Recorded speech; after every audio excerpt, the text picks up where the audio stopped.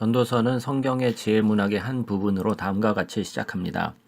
코헬렛, 다윗의 아들 예루살렘 왕의 말이다. 히브리어로 코헬렛은 사람을 모으는 전도자를 의미하는데 배우려는 사람들을 모으는 것이기에 영어로는 교사로 번역되곤 합니다. 여기에서 교사는 다윗 왕의 후손 아들이라고 표현됩니다. 전도자가 누구인지에 관한 여러 견해가 있는데 대부분은 솔로몬 왕이라고 생각합니다. 어떤 사람들은 다윗 혈통의 왕 중에 한 사람이라고 생각하기도 합니다. 또는 실제 후대의 이스라엘의 선생이 솔로몬을 그의 모델로 선택해서 가르침을 주려 했다고 생각합니다. 무엇이 맞든 간에 핵심은 이 책 속에서 선생, 즉 전도자가 인물로 등장한다는 것이고 전도자는 익명의 저자와는 분명 다른 사람입니다.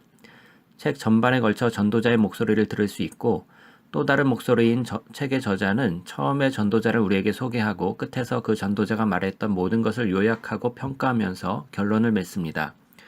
저자는 전도자가 전하는 메시지를 우리가 새겨듣고 우리 스스로 결론을 만들어내길 원하고 있죠. 그렇다면 전도자가 전할 메시지는 무엇일까요? 저자는 전도자가 전하고자 하는 기본 메시지를 처음과 끝에서 요약하고 있습니다. 헤벨, 모든 것이 정말 헤벨이라고 말합니다. 대부분의 영어 성경은 헤벨이라는 단어를 허무하다로 번역합니다. 그러나 이 번역이 마음에 와닿지는 않습니다. 히브리어로 헤벨은 말 그대로 수증기 혹은 연기를 의미합니다. 전도자는 이 단어를 은유적으로 38회나 사용해서 우리의 삶이 얼마나 연기처럼 일시적인지 묘사합니다.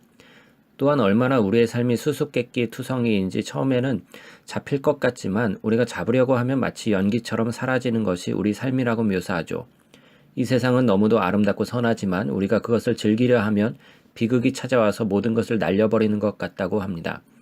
우리가 믿는 정의로움과 반대로 선한 사람에게 나쁜 일이 일어나기도 합니다. 예측할 수 없는 것이 바로 인생이죠. 인생은 불안정해서 헤벨, 뜬구름 잡는 일이라고 전도자는 말합니다. 다소 우울해지죠. 그렇다면 왜 그는 이렇게 말할까요? 전도서의 저자는 기본적으로 하나님과 떨어져서 인생의 의미와 목적을 세워가는 모든 노력을 전도자가 무너뜨리도록 허락합니다. 이 책 저자는 우리가 에너지와 감정을 헛된 것에 투자하고 있고 궁극적으로 아무런 의미도 없는 것에 우리의 시간을 쏟는다고 생각하기에 전도자가 우리에게 어려운 가르침을 주도록 허락하고 있습니다. 우리는 서론과 결론에서 명확하게 시간과 죽음에 집중하고 있음을 볼 수 있습니다. 전도자는 일하느라 평생을 다 보낼 수도 있다고 말합니다. 열심히 일하는 것이 의미 있다고 우리는 생각하기 때문이죠. 과연 그럴까요? 꾸준히 흘러가는 시간을 생각해 봅시다. 아무리 인간이 노력해도 시간이 흘러가는 것을 바꿀 수는 없습니다. 확실한 것은 우리가 기술을 개발하고 나라를 세워 흥망성쇠를 거듭하지만 여전히 사는 그대로 있어서 올라가야 하고 오래전에도 있었고 앞으로도 계속 있을 것입니다. 즉 누구도 우리를 기억하거나 우리가 했던 일을 기억하지 못할 것이지만 산은 여전히 그곳에 있고 해변에 부서지는 바다도 그대로 존재할 것이며 태양 역시 떠오르고 질 것입니다. 시간은 결국 우리 모두를 잊을 것이고 우리가 애썼던 모든 것을 없애겠죠. 여기까지는 완전히 낙심할 정도는 아니지만 이제 전도자는 이 책 내내 죽음에 관해 계속 말합니다. 특별히 그는 책의 끝부분에서 죽음이 모두를 똑같이 만들어버린다고 말합니다. 죽음은 일상의 모든 활동이 헛되게 만들고 현명한 사람, 어리석은 사람, 부자나 가난한 자든 모두를 집어삼키는 존재이죠. 선한 일을 했든지 나쁜 일을 했든지 우리 모두는 결국 죽음을 피할 수 없습니다. 시간과 죽음이라는 두 가지 생각을 가지고 전도자는 우리의 모든 행동을 살펴봅니다. 또한 삶의 의미를 찾기 위해 모든 시간을 들이는 거짓 희망에 대해서 살펴봅니다. 재산과 직업, 사회적 지위, 쾌락 같은 것들이죠. 우리는 열심히 일하면 삶이 가치 있게 된다고 생각합니다. 하지만 우리에게 가해지는 스트레스와 고통, 모든 걱정과 잠 못 이루는 시간들을 생각해 보십시오. 어느 정도 부유해졌다고 생각할 때쯤 이미 나이가 많아 그 부유함을 즐길 수 없습니다. 그 후에 이 모든 재산을 누군가에게 넘겨줄 때가 오지만 그들은 우리가 한 일을 신경도 쓰지 않을 것입니다. 혹은 쾌락의 삶이 가치 있다고 생각할 수도 있죠. 휴가와 주말 파티를 즐기기 위해 살지만 월요일은 언제나 찾아옵니다. 헤벨, 허무하다. 모든 것이 정말 허무합니다. 그렇다면 전도자가 말하고자 하는 것은 무엇일까요? 순수 쾌락주의자나 상대론자가 되는 것일까요? 절대 아닙니다.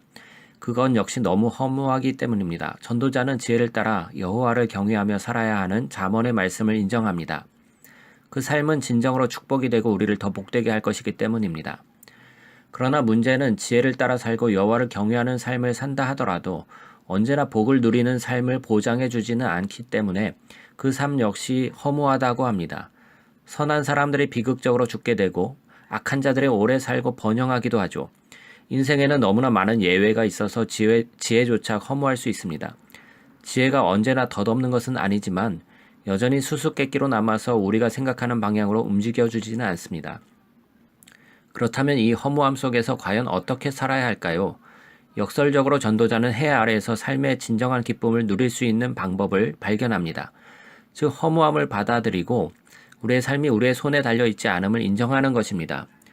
6번 정도 전도자의 암울했던 순간의 독백 속에서 그는 하나님의 선물에 대해 이야기합니다.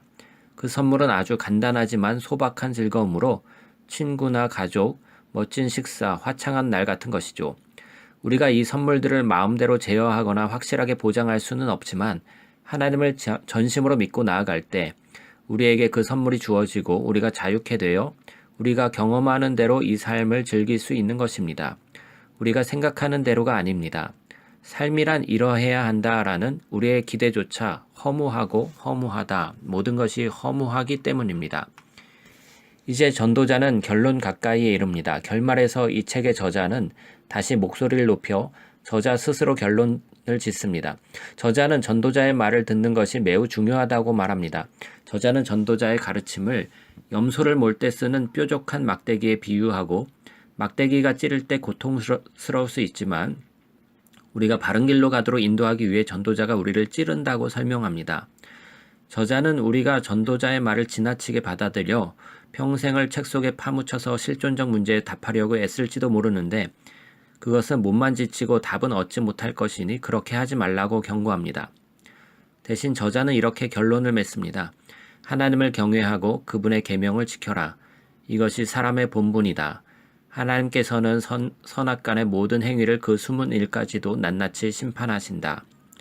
저자는 전도자를 통해 우리의 잘못된 희망을 지적하고 있고 또한 시간과 죽음에 대한 묵상을 통해 인생이 우리 손에 달려있지 않음을 상기시킵니다. 진정 의미 있는 삶을 산다는 것은 하나님의 심판에 그 소망을 두고 그 심판의 때에 모든 덧없는 것을 없애실 것이라는 소망과 이 땅의 정의가 실현될 것을 기대하는 삶입니다. 그 소망이 하나님 앞에 정직하고 온전하게 살도록 우리를 도울 것입니다. 비록 삶이 수수께끼처럼 해결되지 않은 문제로 가득하다 할지라도 말입니다. 이것이 전도서가 말하는 지혜입니다.